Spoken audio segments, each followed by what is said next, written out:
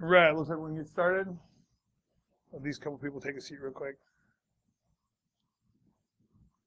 All right, so this is going to be planning for failure. My name is Beddome. I'm a former United States Marine, and hoorah, and a senior consultant at on the Attack and Pen team at AccuVant Labs.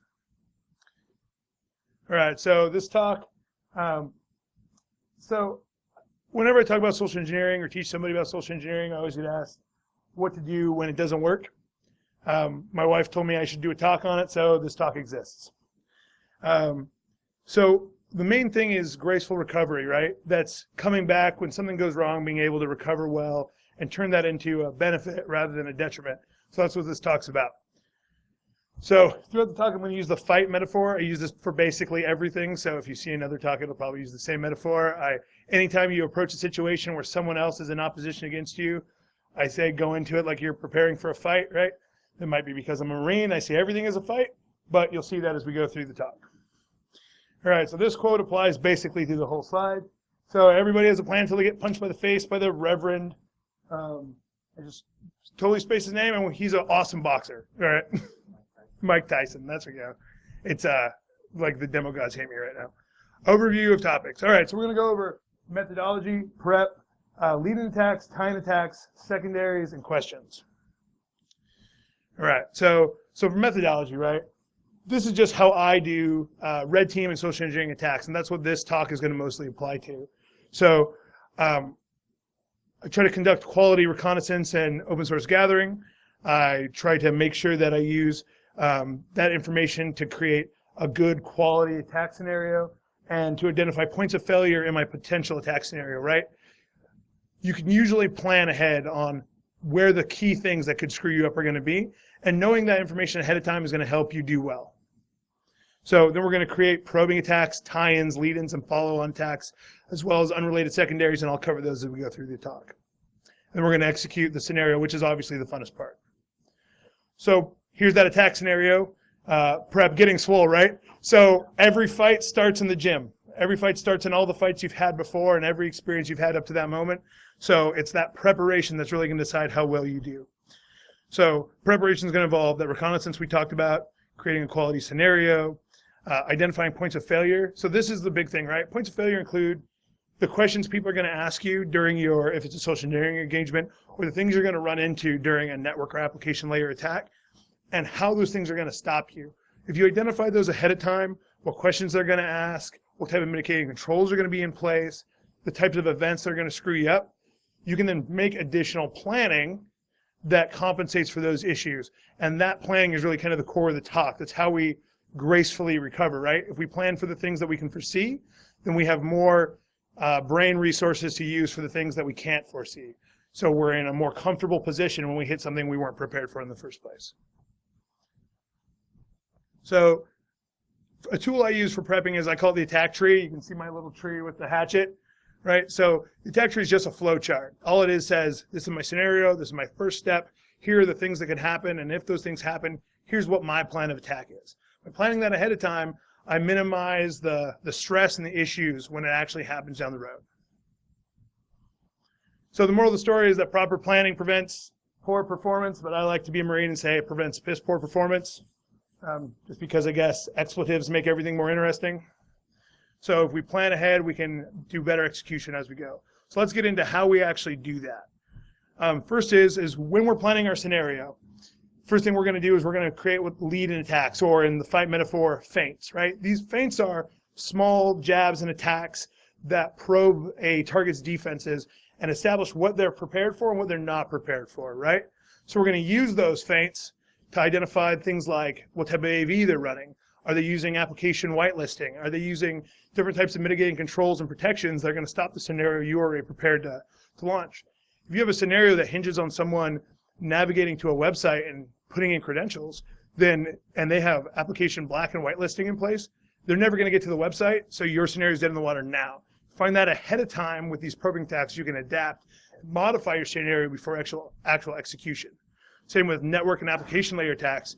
Doing little small scanning and probing lets you really identify what targets and what type of vulnerabilities you're going to be exploiting, and also what things are going to stop what you think you're going to be doing. So tie-in and follow-on attacks. These are the combos, right? It's not always a delicious treat. Sometimes it's a 1-2 punch that actually gets you that success you really want. So this is important because when we do an attack, usually a lot of people will just do one scenario. If it doesn't work, they collect their percentage ratings and they move on. What I like to do in a lot of cases is I like to create tied-in combo attacks, right? So let's say I do a social engineering engagement where I'm doing email phishing. I might send out an email phishing attack, and that gets a certain amount of credentials. Well, I want more credentials because, credentials and payloads, you never have enough, right? So I'm going to create another attack that says, well, we just finished conducting a social engineering assessment of you guys, so log into this portal to see you and your team's results, and I'll get the other 60%, right? Or when you go through and do an email phishing attack, you can actually do a pretexting attack afterwards that says, well, we're doing incident response to the social engineering email attack. And that'll actually build another level of rapport and a level of trust that'll help you do some crazy stuff when you're doing your social engineering as part of your red team assessments. So it's important to understand that one attack isn't the only way to do it. If you create multiple layers of attacks, you hedge your bets in case one thing doesn't work. You also increase your level of success. So unrelated secondaries, right? The sucker punch. So this is kind of like the tie-in attacks and the combos, except what this does for you is this is a completely unrelated second layer of attack. So this could be something like a network attack while you're doing a social engineering attack. This could be pretexting while you're doing email phishing. This could be doing physical while you have a partner doing network layer stuff. Usually one of the advantages of secondary attacks is to distract their number of resources they have to respond to issues to focus on one attack while you're executing the other attack, right? So either attack can be successful, but if one draws the attention off, the other one has a greater success rate. One example is someone runs a really loud, noisy pretext or network layer, an application layer attack while your cohort is walking through the front door, right? Most likely is everyone's going to be in a scramble, responding to this, trying to shut down firewalls, trying to look at logging, trying to do incident response. Meanwhile, while everything's going crazy and all their resources are dedicated somewhere else, you have someone who walked in, plugged in a Linux block, a little Pwn plug, and then left, right? So that's when I talk about unrelated secondaries. So the point of this talk, the real big thing is that it's really not about how awesome your scenario is or how crazy an O-day or cool exploit you have. It's about how well your attack strategy can stand up to the mitigations and the defenses of your adversary, which in many times is your client or your target.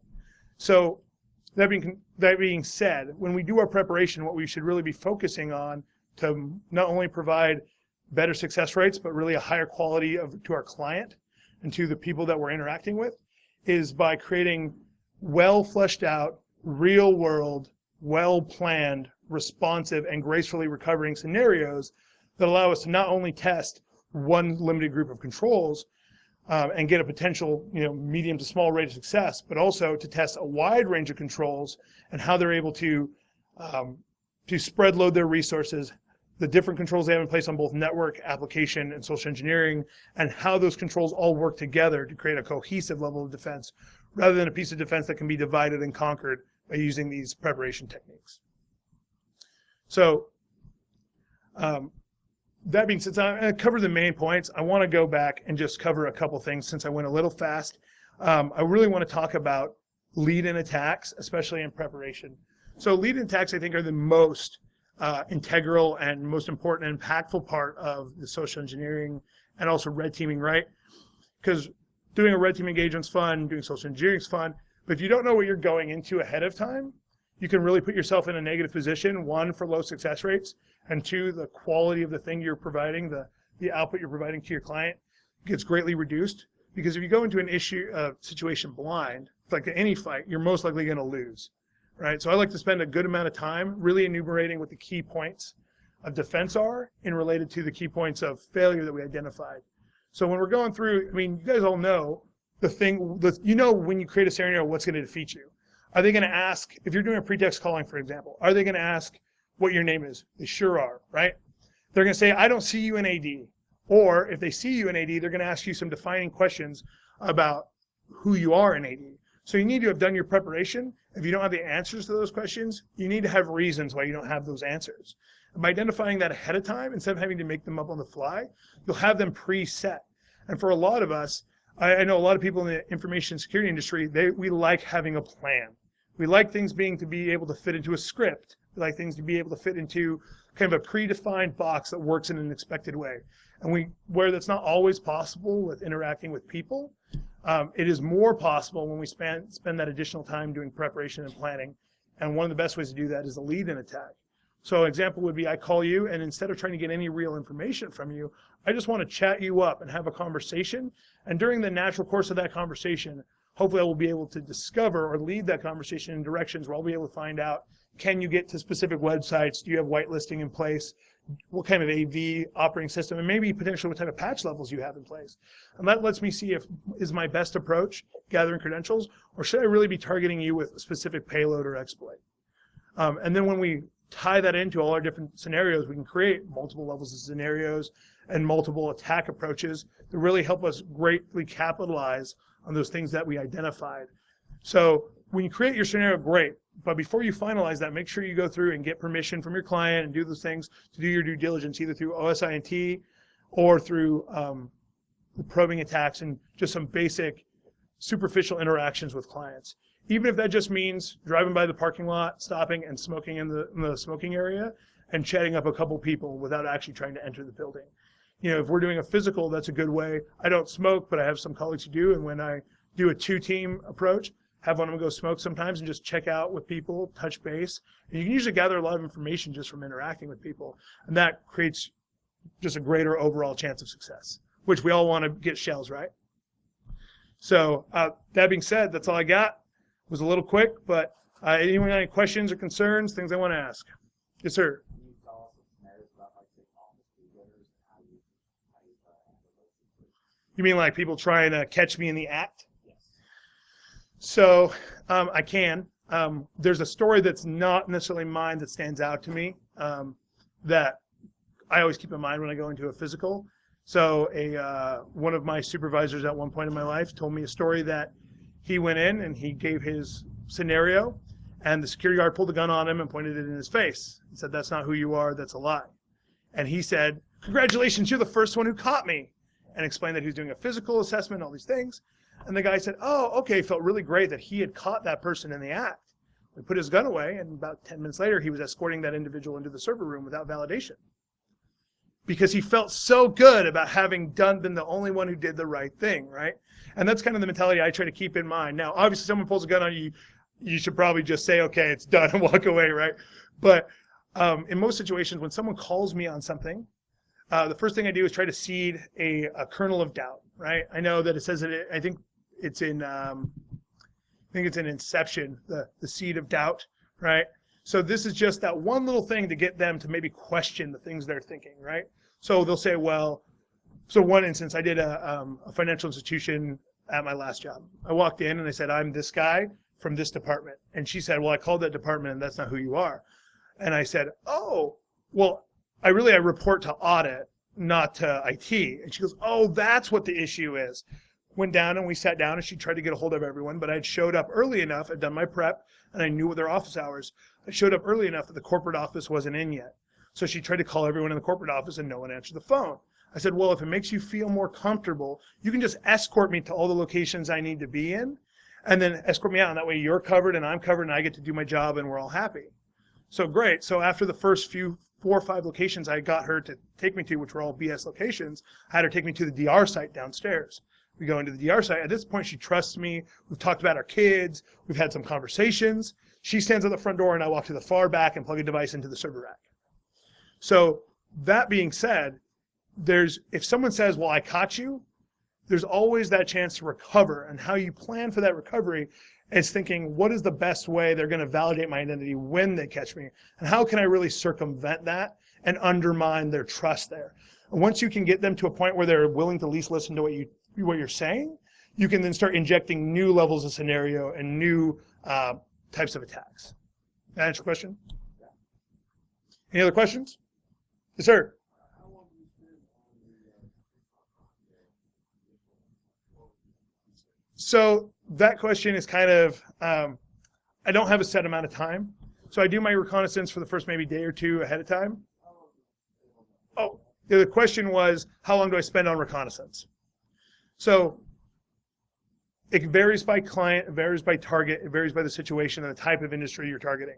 Some industries and organizations have more information exposed, some have less. But in the end, really, you need to identify, first thing is to identify the information that you absolutely need. And then you need to spend the due diligence to get the information that gets that for you, or the information that will allow you to get that through other avenues. So if you think you can only get that information by talking to someone, you need to identify what type of information that you're going to need to validate who you are to get them to talk to you about those things. I know it's not a very finite answer, but hopefully that answered your question. Yes, sir. Do you design your secondary? Sure. Do you have a portfolio, or do you design based on? I have a portfolio based on things that work, but I usually custom tailor them to each client. I think we're about ready to wrap up on time. I was saying, please repeat the question. Oh, okay, sorry. The question was, do I have a set portfolio of secondaries, or do I design them from case to case? So the answer is both. I do have a set portfolio that work, and what I usually do is I tailor them to fit a situation. A lot of corporate environments are very similar, right? Kind of everything's copy-paste for the most part, and you can usually just adapt things based on small bits of like what individual organizational lingo and different organizational culture influences how they do things. You know, if one group calls their IT department the tech support department, the other one calls them the information technology support department, those little things will, just adding that flavor will usually make those secondaries that I have pre-canned successful. But in a situation that's unique or in a more advanced environment, I'll usually custom tailor those. Questions? Hey, thank you very much for your time. Thank you very much.